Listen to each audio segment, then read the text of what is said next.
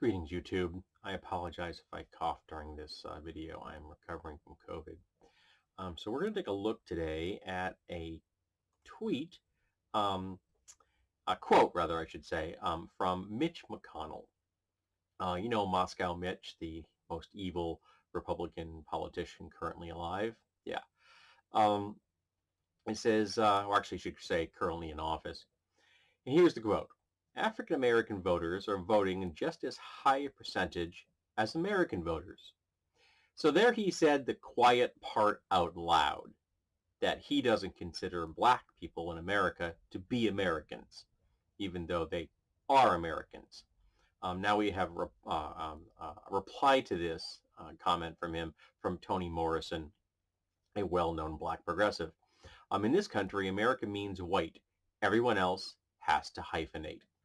Now, I find this fascinating, and I'm sure that Miss Morrison knows this, you know, already, but a lot of people seem to forget that there was a time in American history when white was far narrower than it is now. There was a time when Irish people weren't considered white, Polish people weren't considered white, um, German people were, of course, but Italian people weren't considered white. Um, And in fact, that just the idea that an Italian person might move into a neighborhood was part of the extra existential dread that drove H.P. Lovecraft's fiction. Um, so they all called themselves Italian Americans and Irish Americans and Polish Americans. Now, their children and grandchildren dropped the hyphen because by that time America had assimilated them into whiteness, because the definition of whiteness changes over time as more and more racist white people realized that they needed the membership of the fellow racist Polish people or Irish people or Italian people. They had to fold them into what means to be white. So they did. And so there you have it. At one time, lots of people that we now consider white in America also hyphenated their names because that's how they thought of themselves. Now, some people, black people in America, use the phrase African American because you see, they didn't come here from Africa voluntarily. The people that were brought here as prisoners of war of atrocities committed in Africa, slave trade, they were never assimilated, and they understand that, and some of them don't ever forget it, and they still use the term African American, and some people use black. Both groups have the right to call themselves anything they want to, but Mitch McConnell, he doesn't use that term that way. He's not saying African American as an act of respect. He's saying it because he wants white America to know that these, in his opinion, are not real Americans. Because he's a racist. And he wants to speak to his base, who are also racists. That's how he stays in office, by being a racist and by appealing to racists. It's just that it's rare to see someone in this particular political position to say the quiet stuff out loud. But here he has. Mitch McConnell is a racist and a traitor to the American people, a traitor to the Constitution. He is a terrorist. The entire GOP is nothing but one vast terrorist organization that has done more harm to the American people than any other terrorist organization could even dream of. They have killed more Americans and continue to kill more Americans than any terrorist organization in the world.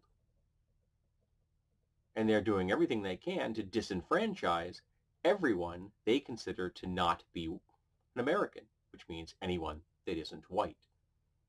They know they can't win in an honest election. They understand that, which is why they're trying to disenfranchise, suppress the vote of as many people as possible that they know won't vote for them. And most black people are not going to vote for Mitch McConnell. He knows this. So by calling black people, African American people, not white, he's appealing to his base, and he knows it's not going to cause him any political harm. Now, some folks, like Miss Morrison, will call him on it. I'll call him on it. Not many news places are going to call him on it, though, because they seem to have absolutely walked away from their job of reporting reality. A lot of the times today, they seem to be, well, these are two different views, so we have to give them equal time. No, no, no. It's not your job. Your job is to report facts. And you can't dispute the facts that Mitch McConnell's a racist, his policies are racist, and the current slew of laws in America that are being passed to suppress the vote of non-white people are also racist. That's your job, media, to report on that every single day. Not play both sidism, because there are some positions which are absolutely bereft of any moral or ethical worth. You don't need to listen to the voices of racists. We know what they say. They've been saying it for hundreds of years. We don't need to give them a platform to say it again. So we need to silence their voices, because their voices are harming America. They're terrorists, and the media has absolved itself of its responsibilities and has decided to, at best, be neutral, and at worst, aid and abet people like Moscow Mitch.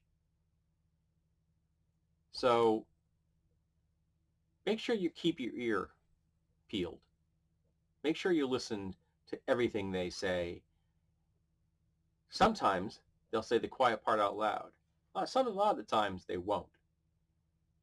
So look at their policies and ask yourself, who is best served by this policy? Is it everyone? Or is it just the people that the Republicans want to get behind them for the next election?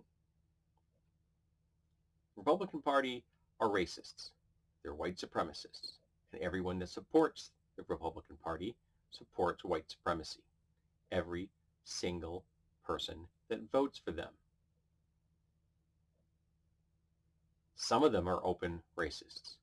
And some of them have convinced themselves they're supporting the GOP for some other reason. But they're still supporting systems that hurt people that aren't white. Which means those systems don't hurt them. So they don't care. So yeah, keep your ear peeled. Sometimes they say the quiet stuff out loud. Most of the time, they don't.